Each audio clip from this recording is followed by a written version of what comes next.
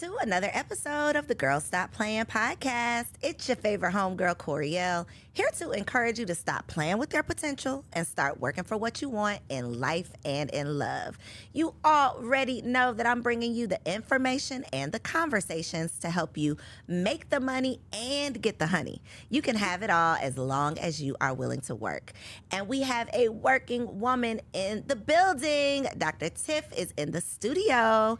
Are you ready? I am so ready. Thank you for having me. Look, I'm so excited to have you because this conversation is going to be a little spicy, okay, y'all? What I got on my card, we probably ain't even going to get to what I got on my card, okay? Because the conversation that we had before the camera started rolling, I think that this is definitely going to be a conversation that you are going to want to share with a friend. So go ahead and send this video on to one of your girlfriends because this is going to be not just a juicy conversation, but y'all are going to learn a lot. So get your notebooks out and get ready for this girl talk. Okay, so let's just start by allowing the people to put some respect on your name. So we're going to give you a proper introduction. Go ahead and tell the people, what do they need to know about Dr. Tiff?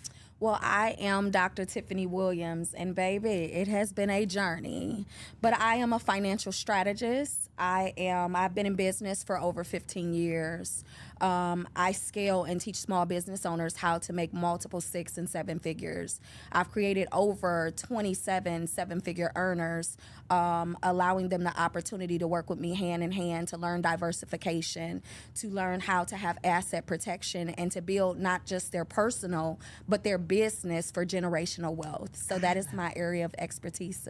I love it. So we always talk about, like, we throw out the term generational wealth, but we don't often have the conversation about how to actually make it happen. Absolutely. And a lot of my audience, well, 99.99% of my audience is Black women. And as, you know, women who desire to become wives, who desire to become mothers, having a grasp on, like, what generational wealth looks like and how we can actually attain it, it a lot of times falls back on us because we're managing these households. We're raising these children. We are preparing for the, you know, for the future generations. And so I think that this conversation is going to be good, not just juicy. It's going to be really good because we're going to put some substance to the generational wealth concept of, like, how is it actually possible?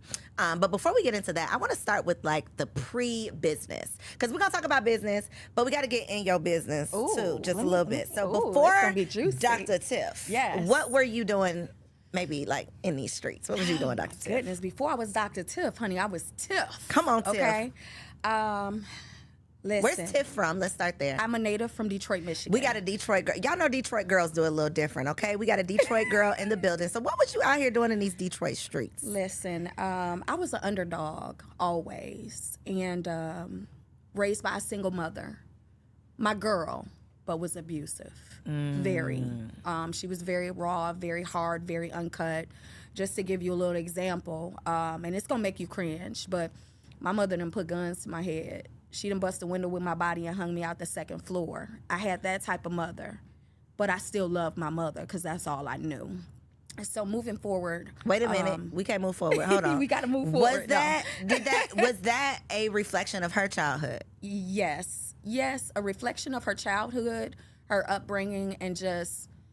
Was she a product of abuse? She was a product of abuse. Okay. And she was extremely, anything you could do, I could do better. She was hardcore, she was raw, but she still had a heart. Mm-hmm. And that was the way that she showed love. Now, did she miss any of my activities? No. Was she still the neighborhood mom? Yes.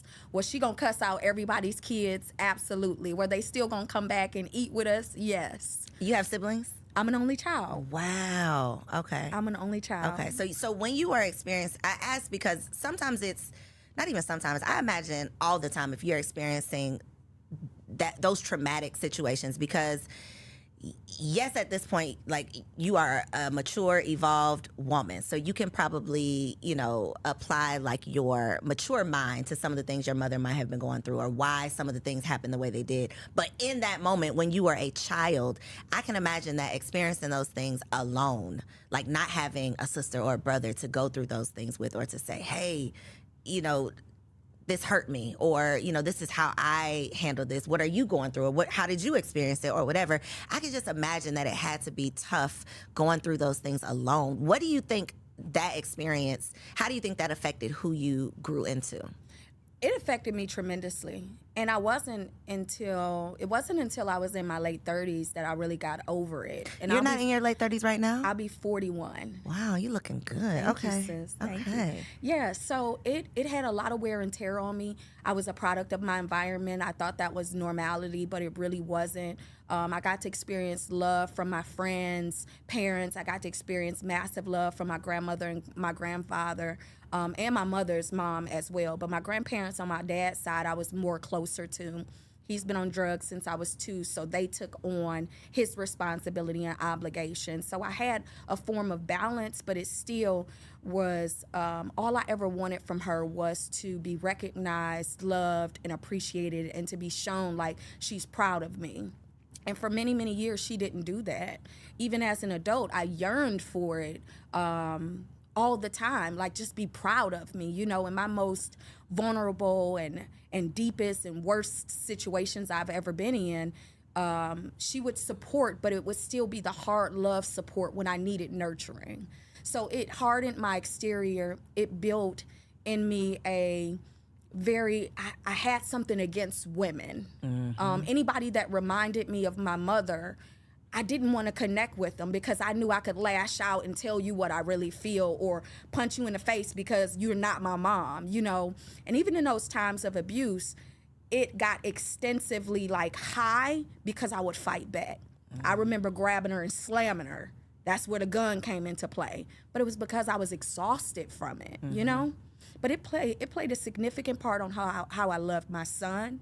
I gave him a lot of that because it was something that I was just learned, and I had to realize it was wrong. In my relationships, romantic relationships, I was hard. And a lot of times that's why I asked, was she a product of abuse? Because a lot of times we unconsciously do what was done to us, but we rationalize it if it's not as bad as it was done to us. Absolutely. Because it's like, well, I'm not as bad as my mom was, and I turned out okay. So as long as I don't do you how I was done, as long as I just do a little bit better than how I was done, then I'm doing what I need to do. And, you know, logically thinking, yeah, as long as you're doing the best that you can, that's all that we can expect of you, especially if what you experienced was so traumatic. So for you, in turn, when you became a mother, I would love to know how you think that did it affect you in the sense of you repeated some of that abusive behavior because this is all that you knew, or did you go to the extreme, like I'm going to be the complete opposite of what I experienced? Like, how do you think that it made you overcompensate? Do you think that it made it tougher for you to be affectionate because you didn't grow up with affection? Like, how do you think that transferred to you as a mother? It transferred to me, and I gave that same type of love for a very long time. And then even in the midst of that stuff with my mother, I was raped at 16. So with my son, I always said if I had a child, it had to be a boy because I couldn't protect a girl. And I just didn't think I was soft enough to have a daughter. Like I really never wanted kids, Coriel. And then I decided to have one. It was a boy. And I'm like, I could be rough and tough with him. I can, I don't really have to change much to love on him. But I gave him a lot of what my mother gave me, and it broke him as well. So we had to figure out a way to restore that generational curse because he's hard to love now, and he has some little anger issues towards myself and his dad, right? But if I would have given him the softer love, if I would have nurtured him in a way that wasn't so it's certain things that would have been brought out of him at an ease. Yeah. So I had to learn how to pivot and transition and try to restore what was broken even in him, giving him the same love. It might not be a gun or busting a window with your body, but I might do name calling, or I might tell you stop crying like a wuss, or you a boy, you supposed to be strong, as if they cannot have vulnerability or a voice to speak out without a woman lashing or yelling at them, because it builds a foundation where when he gets a woman, if she yells and lashes, now he's triggered. And I just really wish I could have changed that at the beginning and didn't have to restore it as he gotten older.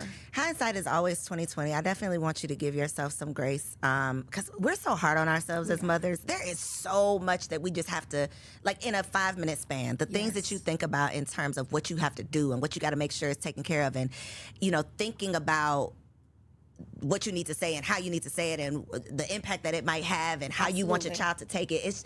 And my son is 2, and I'm still thinking about the things that I say and do and what he sees, how it's going to impact him in the future, how he's going to repeat what he saw, how I am the example of a woman to him. You know, it's so much responsibility. That's why, you know, as women, I think that the bulk of the responsibility does fall back on us when it comes to these children, and that is why we have to do all that we can do to become the best that we can, because their lives are going to be shaped by the life that we're living, you know, and what we give. And so I just say that to say I do think that you have to give yourself grace because you did the best that you can, you know, the best that you could with what you had. And when you realize your best wasn't good enough, you decided I'm going to make it better. I'm going to do whatever I can to improve even now, you know, what I'm putting out, because you understand the impact.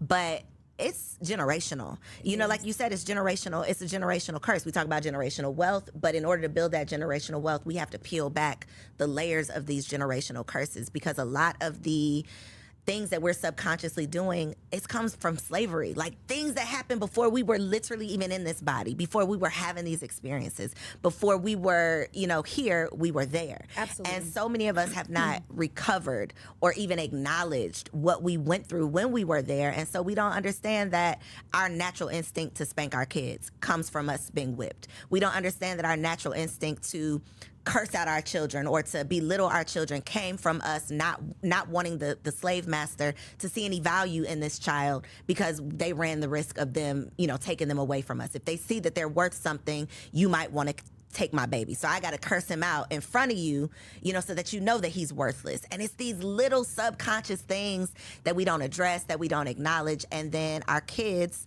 who are way more removed from slavery than, you know, our great grandmothers, they're dealing with these same things, not even knowing why. So they grow up and they repeat the same things. And so it's literally just like this revolving door. It's so much responsibility. It's so much work. It is. It's not fun. It ain't sexy. I mean, it's not, but it's necessary. It is. It's so necessary. And these conversations, I think, are healing, because there's somebody who's going to watch this that's going to say, wow, I recognize now that I did XYZ to my child because of what was done to me, and I had never even connected the dots. Right. We're like the evolved generation, right? Yeah. We're going to therapy. Yes. We're gentle parenting. We care about our mental health. Like, we're doing all of this. Our parents weren't there. No. Like, they just weren't. They were not as evolved as we are. And so we have to, I think, give ourselves grace. We got to give them grace. And then we have to see them as just humans. Absolutely. Not our parents who were supposed to be perfect, but just humans who didn't have it all together. Yeah. Because, baby, I got some mommy issues, too, but we're not going to talk about them today. Ooh, Lord. But we talk a lot about, you know, the daddy issues, but these mamas then did a number on us. Yeah, And for we real. don't always acknowledge that, but we need to. Yeah. So I appreciate you for even being, like, vulnerable enough to share that. Thank you. Thank you. Okay, so let's talk about, I want to get into, like, this wealth building. Okay. Because we talk about generational wealth. We get away from the generational curses. We got to go to therapy, y'all. That's going to be the end of that conversation. We need to go to therapy and start talking through some of these things that we've been through with people who are unbiased, who are not going to judge us, who can literally provide us with solutions and tools to be able to take into these experiences. So that's that on that. But when we talk about generational wealth, you got some stuff on this website. I was preparing for this conversation and I'm like, okay, I know we're going to talk about trust. We're going to talk about asset protection, but then it was like hedge fund, all kinds of stuff that, first of all, we might not even know the definition of. Let's just be honest.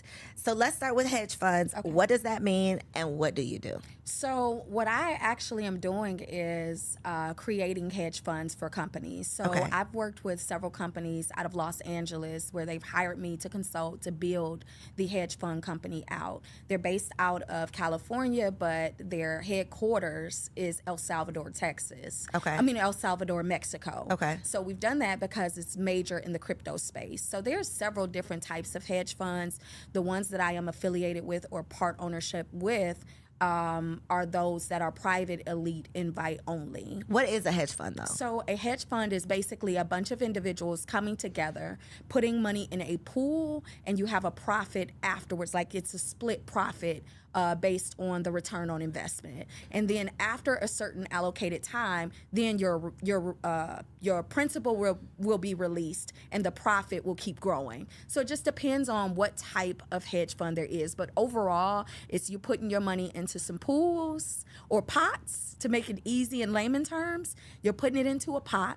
You're getting a return on investment, and your principal will be released at a certain allocated time. But this ain't no susu now, is it? No, it ain't not no at all. Okay, I just want to just put that out there because the susu had us in a chokehold a couple years ago. I was really against the susu from the beginning. Me From too. the beginning. For me, and the people don't know where the susu comes from. It comes from the Asian community. Oh, I thought it was African. Actually, the Asian community. What they do is they find out in their circle of influence, in their Fave 5, what all they need. And what they do is figure out how much they need, how can we get that to them so that they can build generational wealth. And they supply what's needed for their own community, whether it's their siblings or circle of influence or Fave 5.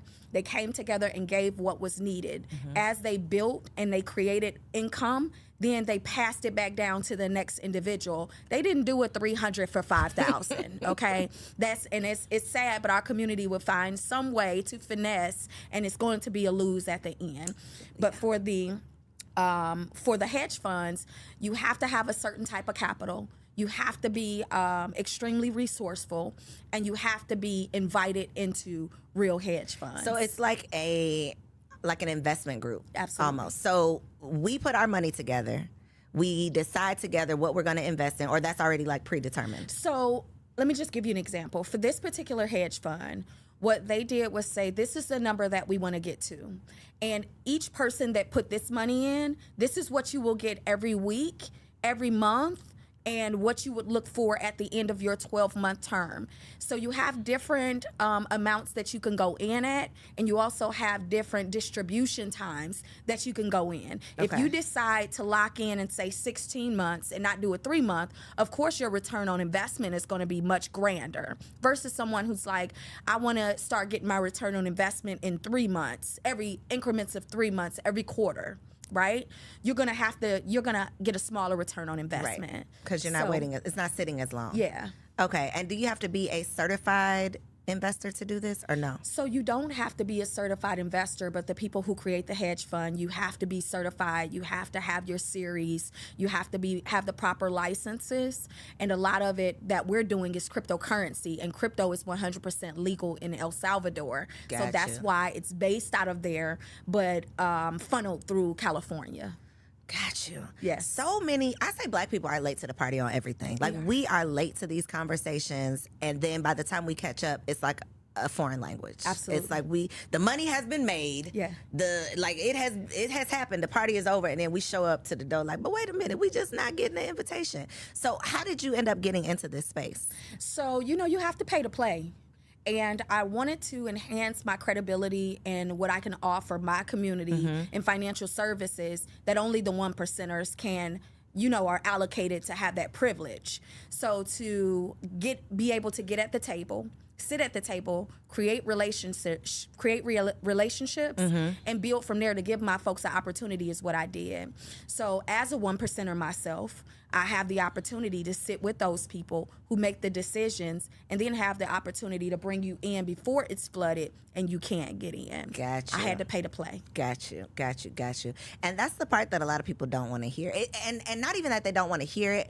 I think that's the part that we don't say a lot because we see people in certain places, but it's just like we see them at the destination, but we don't know like the vehicle they had to ride in to get there. So we want to go to the destination. We don't know what type of car we need to be looking for. We don't know how long the ride's going to be. We don't know how much money we need to put in the tank because they missed that part of the story. They're just like, oh, I'm here now. So I'm glad that you mentioned like I had to pay to play because a lot of people think, oh, you just ended up there or you just knew somebody, which sometimes you do know, and even the person say, okay, but you still got to pay to play. Absolutely. So I think that that's important that you mentioned that part of the conversation. I want to talk about trusts also, okay, because I feel like similar to hedge funds, we hear about these things. Like, it might not be a foreign concept, but you might not really understand the intricacies of it. So talk to us about what trusts are and who might be ideal to need a trust.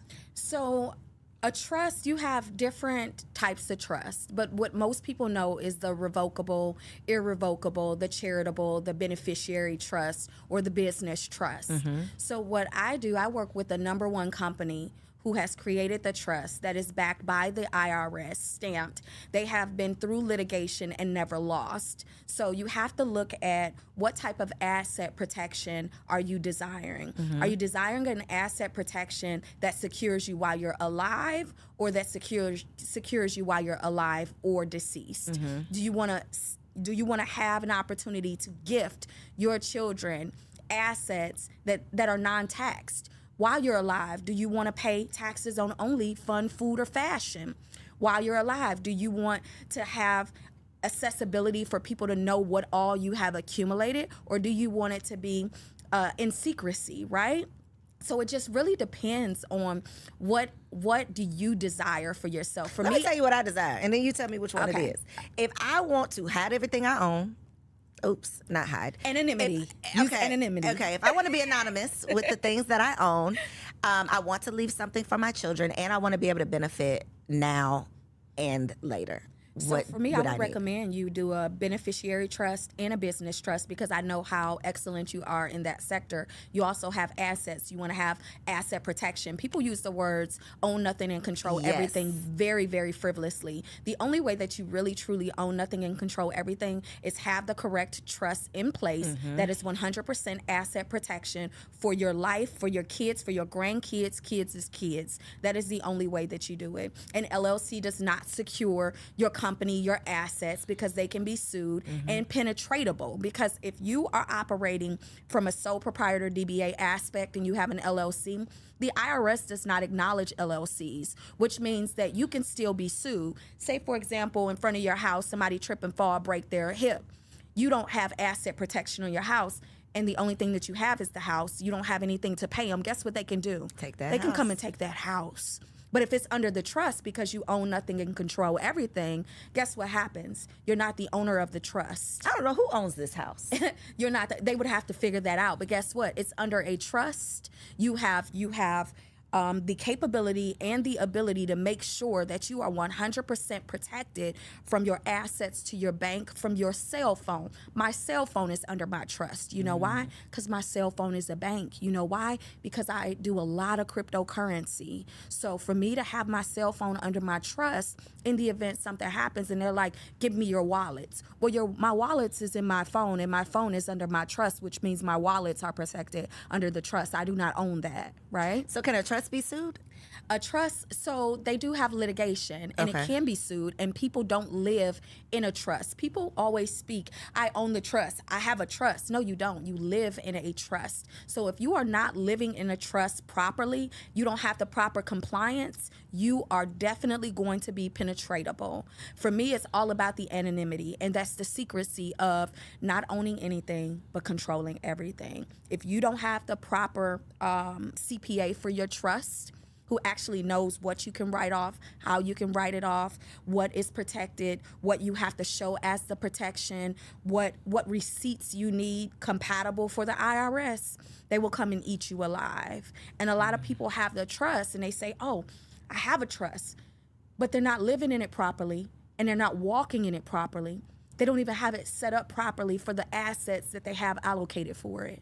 So how much does it cost to set up a trust properly? Okay, so I'm gonna tell you how much it costs to set up a trust for me. Okay. The minimum trust that we have is $25,000. And is that, when you say the minimum trust, do you mean the minimum fee to set up the trust, or assets that go in this trust needs to equal that amount? The minimum fee is $25,000. Okay. And then I do a special with the beneficiary and a business trust. Okay. The information that you give, I'll give you a checklist. I have the number one compliance team for this particular trust. We are the only trust that is a 5-pillar trust that has every intricate detail on the trust sector for asset protection.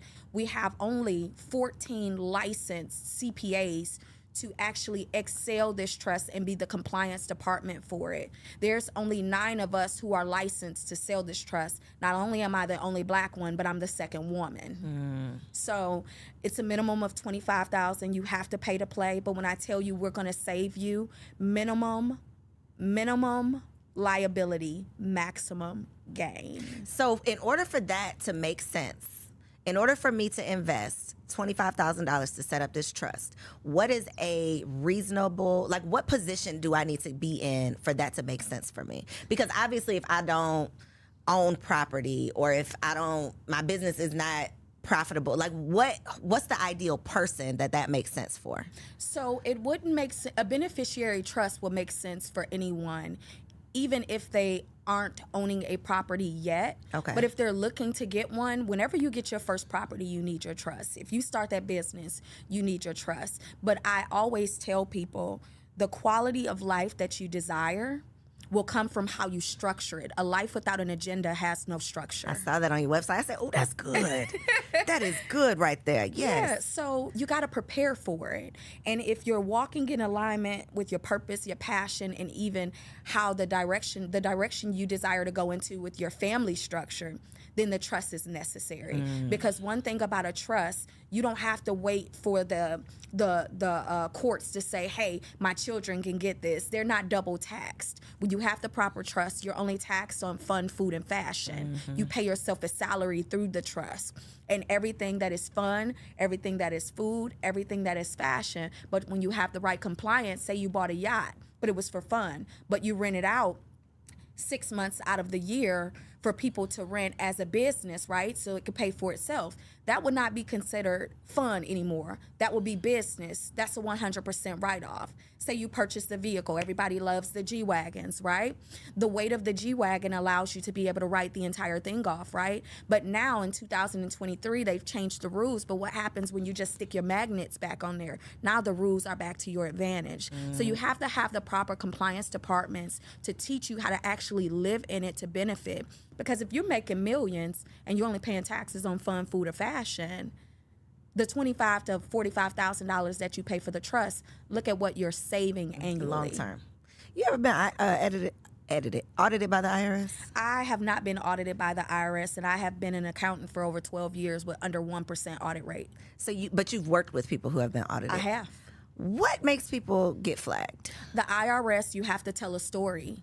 And if the story is not 2 + 2 = 4, and it's 2 + 2 = 17, you're going to get audited. For you. So even if you think you get away with it for 1 year, or 2 years, 3 years, they might come back and say, I need you to give me the receipts for 2020. They already tell you that you have to keep them for 7 to 10 years. If you don't keep them, then guess what you have to do? You have to pay it back. So you have to make sure the story you're sharing is truth.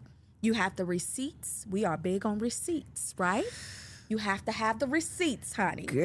Yes. Thank God for technology, okay? Yes. Digital receipts. Yes. So you have You to know have people the who still like store receipts like in an envelope? Like, I do. I have you clients do that? I have clients still to this day that bring me a trash can and get a trash bag. And guess what I do? I charge them trash bag prices. I know that's right. Because if you don't follow the rules, it's easy for you to swipe. I don't care if it's a piece of gum. My business clients for accounting, I only do for $4 million. They have to be at $4 million and above for me to do their business accounting work. You're going to charge everything. I don't care if it's a piece of gum or a bag of chips. You're going to bring me 12-month bank statements. We're going to go over quarterly anything that doesn't have a statement, that doesn't correlate with what you sent me, so that I can prepare for you. When you bring me a trash bag, you're going to get the trash bag price. People who do this work are like so amazing to me. To even just think about what you just said, like we're going to go through. When my accountant want to get on the phone and ask me about that $4 that I paid, I just be like, just forget it. I'll pay, like, whatever I got to do with the $4. I cannot sit here and talk to you about this $4. How do you do this work? So I'm not that bad. Are you OCD? So I'm a numbers girl. Okay. So, I want to make the numbers. I don't want to manage the numbers, though. But in order to make the numbers, you got to manage them. Because you have to budget. And that still goes with the life without an agenda has no structure. a budget, a debt reduction plan, a financial needs analysis. At the end of the month, how much disposable income do you have? If you do not know that, how can we orchestrate building generational wealth, giving you an opportunity to have asset accumulation? One of the most important things that I teach is every individual, especially a Black individual, needs to own the assets that only the Lord created. That's oil, that's gold, that's silver, that's land. That's generational wealth. Those are the things that he created that will never be rebuilt, that'll never be taken off of this earth. We will have for the rest of our lives. So you want to start tapping into obtaining oil. Silver over gold. The value of silver is more important than the value of gold at the moment. But commodities are necessary. Real estate is necessary. Hard assets are necessary. So if you don't have disposable income, how can you say, hey, Tiff, I'm ready to buy some gold. I need $10,000 worth of silver.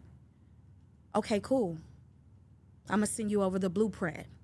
Hey, Tiff, every quarter, I want you to just automatically withdraw the money for my gold and silver.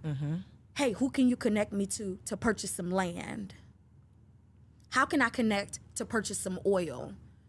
But that $4 adds up, because that $4, just go to 5, Starbucks, minimum of $5. That $5 times 30 is a lot. That could go towards your silver. So that's why you have to have the life without an agenda has no structure. When you go and buy that $4 and you can't account for it, it's not you accounting, it's you not holding yourself responsible and accountable, because we are the accountability coach to help get you exactly to where you need to be. Get me together. See, that was for me. It was for me. Get me where I need to be, because I'll be looking like I paid that $4, you can have it, but you're right. It will add right up. It does. And it's a comma come with that $4 afterwards. 4, 4, 4, 4, 4. Comma, you're going to hit the 4-figure first with the comma, with the 4s. You're going to hit the 5-finger after that. Think about what you spend a year on things that's $2, $3, $4. Yeah. So what's step one to get ourselves together? Where do you start? If you are like a complete mess, you're not making $4 million yet, you're just a mess, and your life has no agenda. I always tell people you got to start with the credit. You have to start with the credit assessment. And that's where I started in credit in the credit industry. And it's the most important part of a person's life. Credit is more important than cash flow. Credit gives you what cash flow can't, which is the report card. Because you can come with $1 million and I can come with $100,000, and you can have cancer and I cannot have cancer, but I'm gonna get the insurance policy. How effective is your cash flow over my cash flow and my health? So the credit gets you in places that cash flow cannot, because of the paper trail of excellence that comes with credit. That is your heartbeat to your report. That is your financial report card. That tells the creditors and individuals how responsible you are financially. And when people walk around and I got money, I got this, I'm pulling out knots, and you don't have a savings account, you pulling all your money out your pocket, they're not impressed with that these days. Banks have had extremely too much fraud to care about what you say you have. We want to see what you had and how you took care of it. And that's credit. Absolutely. That's that report card. Absolutely. So if your credit is messed up, where do you start? Then where do you start? You got to fix it. You got to start with fixing it. Restore your credit. And yes, it's a lot of people out here that do it, and it's a lot of fraud out here. But it didn't take you overnight to mess it up. You got to find the correct resources, and it's not going to take overnight to fix it. Because what they misconstrue frequently is that I'm about to go and get my credit cleaned up, and I'm about to have a 750 credit score in 35 days because that's what they said. But what about your debt to income ratio? That part. What about your credit limits that you have that are new or old? What about, are you paying the existing accounts that you have? Are you paying them on time? What about those things, right? You have a soft credit score and a hard credit score. You have people who have nothing on the credit go and get 3 $1,000 credit limits, and they're at a 750. Do you think that 750 is credible? Absolutely not. That's a soft 750. You hold the same weight as somebody with a 600 credit score or 550 because you don't have the history. You just accumulated the accounts. And what is it that's comparable to what it is you're desiring out here in the world to complement your $1,000 bubblegum credit card? Not bubblegum credit card. Have you paid for a car 50, 70,000? Do you have a mortgage under 30%? Paid, you only owe 30% on it. Do you have credit cards 30, 50,000, lines of credit 30, 50,000 that you've paid under 30% utilization? So what makes you think you're credible because you have $1,000 credit cards and a secured credit card for $500, but you want $1 million in credit right now and you have not earned it? So it's not quick. It's not microwave. It's going to take time. Absolutely. And patience. Absolutely. What is your thought on this Fed Now thing? Elaborate. The Fed Now federal cash app, electronic money. I don't know. Are you speaking about them keeping track of everything? No, the isn't it called Fed Now? It's like the Fed Now digital currency. It's like their version of like a Zelle that's supposed to be rolling out this summer. So even with the United States doing a cryptocurrency, right? They want their coins. Their coins has to turn in, their contacts have to turn into coins, right? They want their coins. All of this new cryptocurrency for United States, Fed Now, Zelle, they want a piece of the pie, even though they're getting a piece of the pie from the Cash Apps, the Zelles, the Coinbases. But crypto is decentralized, and it's decentralized for a reason. So you have the pros and the cons to that, because the con is, if they shut down on you and your money is there, you have no customer support to call. You're just 100% out of your coins, right? But when you have the United States associated with it, then you have some form of security, like insurance right? behind it, yeah. But if you think about it, how much insurance? Because Coinbase is United States jurisdiction. You get a 1099 from Coinbase. Coinbase just shut my account down a few months ago and told me I can't do a withdrawal or deposit when all the stuff was happening on CNBC with the banks. Luckily, I didn't have anything in it. I had it in my real crypto international banks. But what if I would not have withdrawn my money? I would not be getting anything until they're ready to release it. So you have to look at the statistics. For me, I pay attention. You know how I follow money? I follow money from wars. If it's a war, it's some money. Think about how high deficit we are in the United States when it comes to the FDIC controlling our money. We owe China over $23 trillion.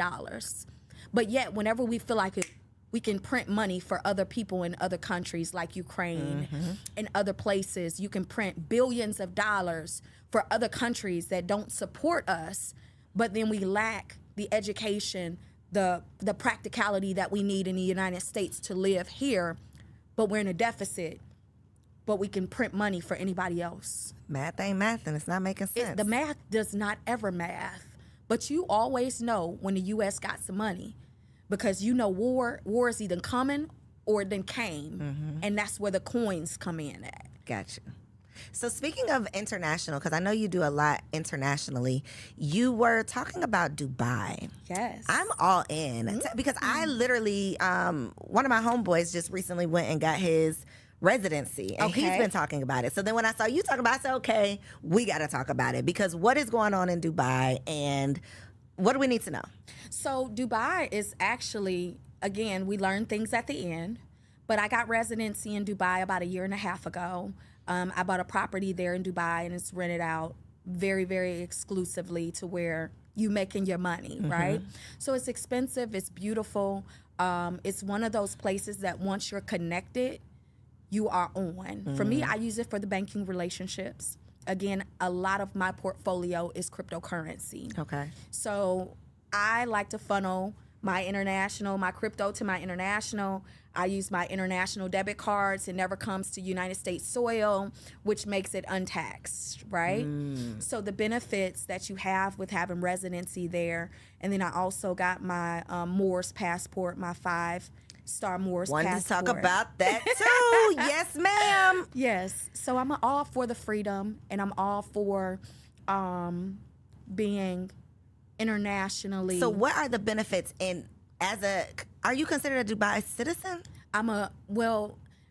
It's not even really a dual citizenship. It's just a residency. Yeah, but I'm working on the citizenship. Got you. And You don't have to give up your citizenship here. It'll be dual. No, you can be dual. Got you. So in Dubai, you don't pay for medical. You don't pay for school. They have zero crime rate. You can eat off their floors. Like, that's how clean it is.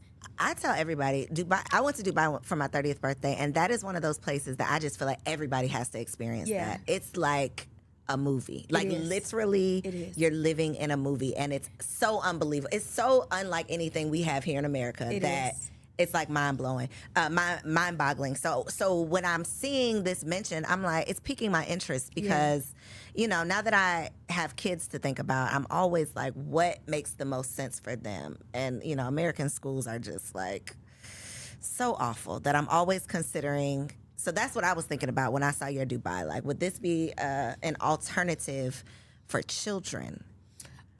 Depending on how you want to bring up the kids, Coriel. For me, I really am in a position in space where I'm like, every couple months I want to go somewhere different. I was trapped for so long. I want to experience new cultures, eat different foods, speak different languages. Yeah. Just encounter diversity at its finest. Mm-hmm. So it was more so about me creating banking relationships and being in the backyard of people who I do business with on the crypto side heavily. Gotcha. That's what it was about more for me. And then having that ownership in Properties International, that's not the only place that I desire to have properties. Right. Because when I want to go, I want to go. If I say, you know what, I want my office to be in Paris, which Paris is not one of my favorite places, but I want my office there for 3 months. I like blue water and white sand.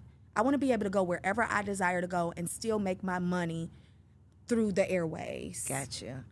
Was purchasing property a requirement for the residency? No, but it helped. Got you. It helped. Okay. Yeah. Okay. Because I didn't get the 1 year, 3 year. I did the 10-year residency.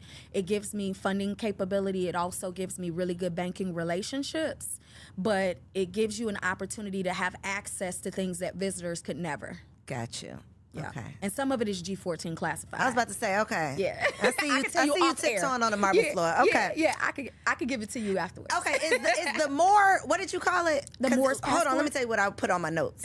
Sovereign citizenship. Yes. That is what I would like to say. Is that G14 classified? But we can talk about it. Okay, let's talk about it. Because, go ahead. Yeah, go ahead. Come on, give it to me. So this is one of those me and my husband, we be all in on this stuff, okay? We be like, oh, we can do it, but then we ain't do it because we got a little scared. So when we were having our first son, we had the conversation around like, are we going to get him a birth certificate? Because we were supposed to have a home birth. Mm-hmm. Didn't work out, but we were supposed to have a home birth. So in our minds, we weren't going to the hospital. So in our minds, we didn't necessarily have to have a birth certificate because we've done all this research around,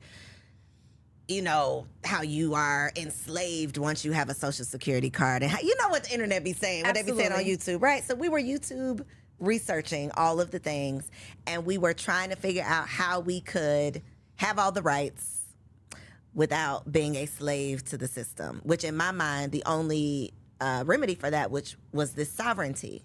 We could not figure it out, but you have. So tell us what we need to do. So I don't have it all figured out. Okay. Because it's one of those things that you are learning as you go, right? And the education is extremely furthered.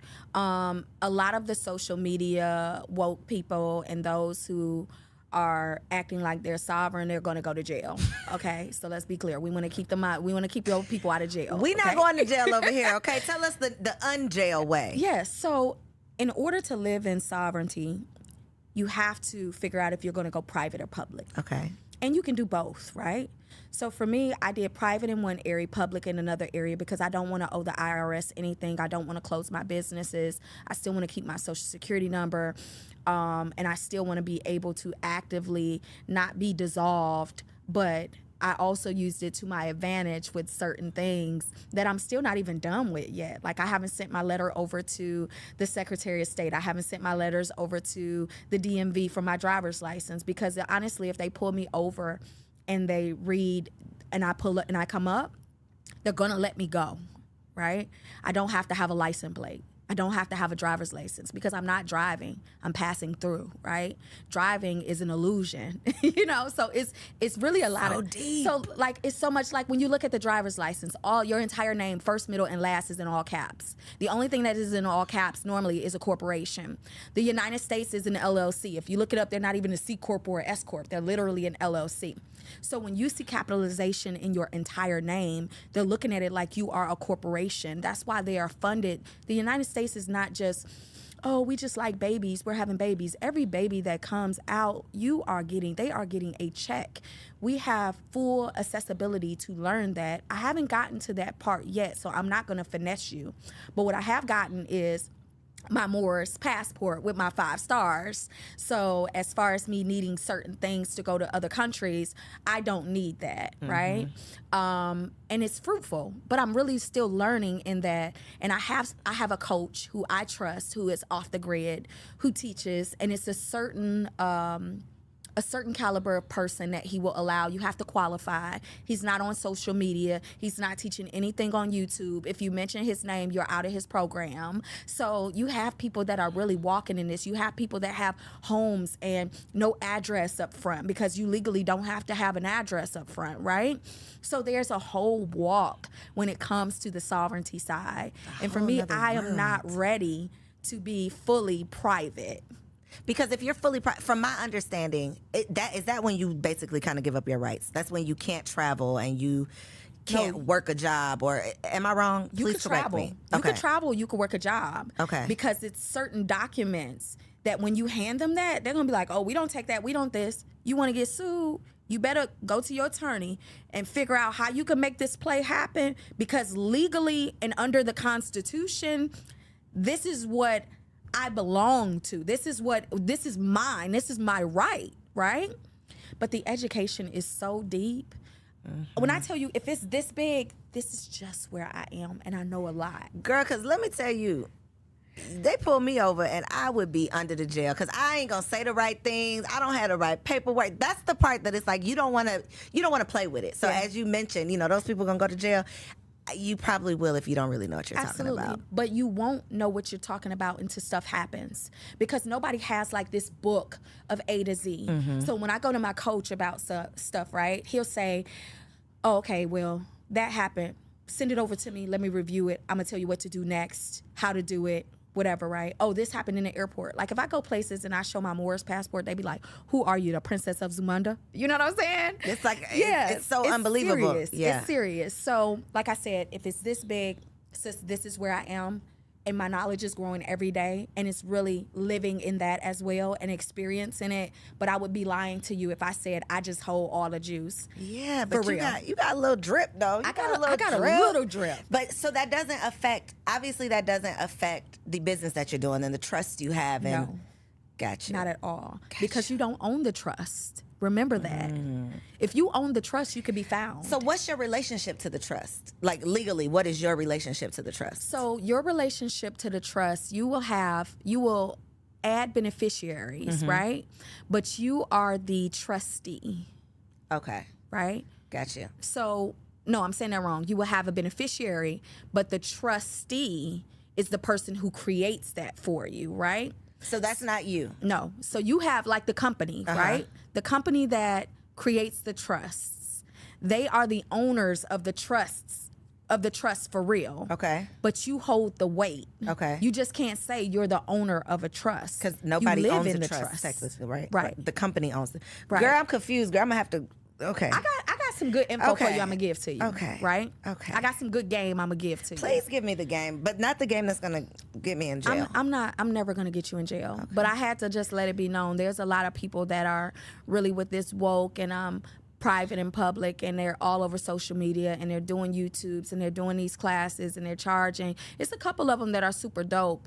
But when you are trying to protect yourself and others, you really want to be a little quiet. So you have to be careful with those who are making a lot of noise in that area, simply because the ones that's making noise does not know the real value. Otherwise, they wouldn't make noise. They would be a little bit more. And they would be very conscious as to who they're educating, because one thing about it, when the black and brown people get a hold of it, it's already flooded.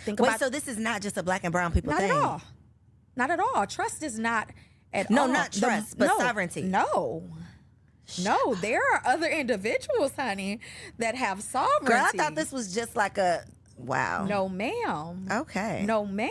Okay. It is a wealthy thing. Okay. Yes. Learn something new every day. Yes. So do you help the people do these things? I do. Okay. I do. So in 1 second, I'm going to have you tell the people how you can help them do that. But really quick, you said it's like, don't even come calling if you don't have $25K for the trust. What is it in terms of the sovereignty? Like, what's a realistic expectation of what you would be willing to, what you need to be willing to invest for this process? So the sovereignty package is 25, and you have to qualify. I'm going to do an interview with the individual first, and we have to do a full assessment. The assessment is $497. Gotcha. And it's no refunds after the assessments, whether you qualify or don't qualify. I'm extremely meticulous as to who I'm going to allow in this space to actually be in my person's space, because we protect each other. Mm-hmm. So if it's, I just want to do it so I can piss off the police, you don't have no foundation, you don't have nothing really substantially built, and your reasoning behind wanting it doesn't hold enough validity or weight to like put that energy towards you, I'm gonna do a hard pass. Wait a minute. You said something before the cameras were rolling that I said I needed to get back to. What was it? Oh, Dr. Tiffany got a man. Okay, let's talk about it real quick. Yes. Let's talk about this man. Okay, because you have one child. I do. He's 20. He'll be 23 this year. We don't believe it, but she says it.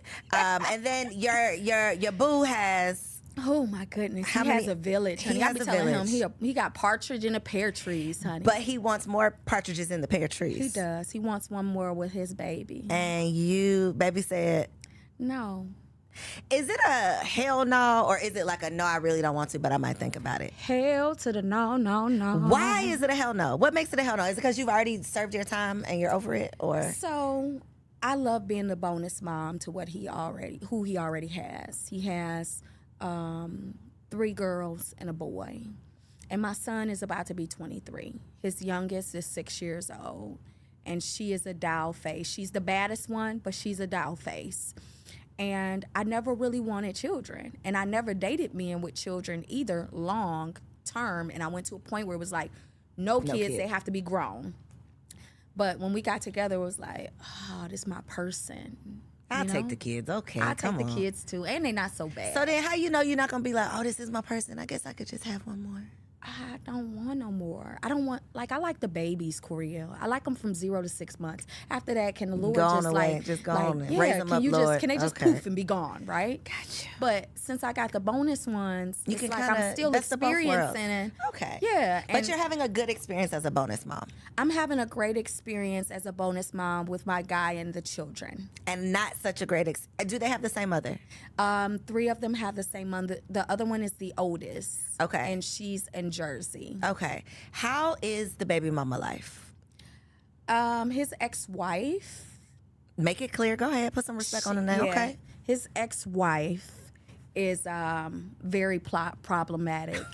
We have actually sat on the same platform together, right? Shut up. Yeah, but you know me, I'm like, hey, y'all. You know, she reached out to hug. I did the little curve. You know, she want to stand next to me to do like the reels, and I'm wondering, she can't like, stand next to you and do the reels. Like you can, but why? Like we got 20 people right here. You wanted to like compete walk, and my walk, dangerous. You know, so you don't even try to do it. Yeah, but I was really like embracing her. I was really just being authentic and transparent, and I feel like she just did a lot of weird stuff. And your experience with your ex-husband has nothing to do with me. And if it was that bad, the research that you put into trying to figure me out and, see this and see that and calling them with it, I just want you to just get you a life, enjoy it, because I'm really good to your children. And I'm not problematic about, right? with you. I don't bother you, and I made it clear on a conversation that I'm really not. I'm the worst person to make an enemy with. What you don't? Did Detroit girl don't come out? Slightly, but it comes out extremely professional, and it also comes out heavy. Girl, you It get them comes out together with heavy. you got a corporate get them together. I got a corporate get them together. You know, she put me in a space where I had to just pull like some records and then just say, "This you. Leave me alone. Don't play with me." Because I already know you, everything about you, everything you have, don't have, everything. Just leave me alone. Did she leave you alone? She been leaving me alone. Okay, she been leaving you alone. Okay. You had to get it together, but now she together. Okay, now she's together. It took that. Okay. Yeah. So we run in some of the same circles. So did y'all know each other? No. And then you met the baby? No, the boo thing? No, I never met her, never any of that. Because for me, like, I'm really like, I was real low key. I didn't like go to events. Even when I went, I wasn't popping pictures. Like, I really just got involved in this, like, you know, get out here and like let the world know you type of thing, right? But once now that I know her, everywhere I am, it's almost like she pop up out the woods, like out of a bush or something, you know? Here I go. Okay. Wow, can't shake her. All right. This is the three, the mother of the three. But the oldest, I absolutely love Tiff. Her name is Tiffany too. She's a Jersey girl, but she's so cool. She's pleasant. We kick it on the phone. Her daughter loves me. She's the oldest, and she's dope. Like, she's dope. She's not problematic at all. She has a husband. That part. See, when they be miserable and mad, it be because they don't be having no men, honey. They don't have nothing to do. Nothing. They are bored. Nothing to do. Come on board, baby mama. Yes. All right. Well, I love it for you, the fact that you are still able to live this motherly life that you weren't necessarily interested in, but God made a way for you to live it in your own way. Yeah. So I love that. Thank you. And I'm excited for you. When you're back, you'll be a wife to be. Yes. We're speaking that into existence. Give me that hand. Look, I'm rubbing it off, rubbing that energy. We'll have to have you back because I feel like we can go deeper, and I'm excited about it. And once you said you know this much of the Songbird, once you know this much, come on back to the couch because I'm serious about that conversation because there's just so much that we just don't know. I hate the ignorance that we are the victim of in our community. Because it's one thing if we had all the information, then we just decide we're not going to use it. But we don't even know that this whole other world exists that we don't have access to. So when it comes to the sovereign side, sis, it's a very, very little exclusive circle. Mm-hmm. And it's really not to be given to the world because if you notice how CPNs were never illegal 20 years ago. But when black people got a hold of it. Our people got a hold of it, now they are illegal. And the reason being is because of the manipulation, because of the theft, because of the fraud. They didn't operate from the space of high, like, intellectual property. They were still frequencying on a low scale to where it's to get a car that they can't pay for. So it's very, very protected. And for me, I'm going to always, but I'm going to share it with you. And I'll share it with people who qualify because what I do know will get you where you need to go. And then my coach takes on that obligation of walking you through it with me. But I wouldn't. You're not just gonna blast it. I'm not gonna share it on air. But I got the people you, don't though. do right. Girl, get me together. I'll keep it safe. Too. I know don't you will. worry. I know you will. Okay, so I need you to look in that camera right there and tell the people where can they find you, what you got for them. If they want a trust, I don't know if they're making $4 million to get the taxes done, but whatever else you might have for them, let them know. So guys, let me just comment on the tax thing. That's on the business side. I work with $4 million and up, but I still have personal credit. Okay. Personal clients as well. You can actually connect with me on my website, www.whoistiffanyWilliams.com. All of the information is there. If you want an assessment call, if you've listened on Coriel's show, I will give you the assessment call for the trust for free. Ooh. Only if you say, Coriel Boss. Come on. That's the only way you're going to get it. So I am Dr. Tiffany Williams. I am your financial strategist. I'm going to help you level up without limitations to hit multiple 7 figures if that is the desire. But we're going to work to get you there. Come on, multiple 7 figures. Come on now. I hope that y'all have enjoyed this conversation. I hope you had your notebook out because it was full of not just juiciness, but so many gems. Y'all, there is no excuse for us to continue to be late to the party on these conversations. You have just learned something, and now I am challenging you to turn around and teach someone else. Make sure you like this video, comment below with something that you learned, and subscribe to the channel so that you don't miss out on any more amazing guests. I love you, and I'll see you on the next episode. Peace. If you enjoyed that episode, make sure you subscribe to the channel so you don't miss out on any upcoming content. And take it a step further and go ahead and join our private community over on Patreon because it comes with some pretty bomb perks, including early and discounted access to our upcoming events, behind the scene exclusives with some of your favorite guests, the opportunity to call in on an upcoming show, the chance to vote on topics and guests for brand new shows, and I'm even giving you unlimited access to my vault of business classes where I'm teaching you everything from Airbnb to developing digital products and everything in between. And you can get access to our Patreon for as little as $5 a month, okay? Get in where you fit in, and I'll see you on the inside.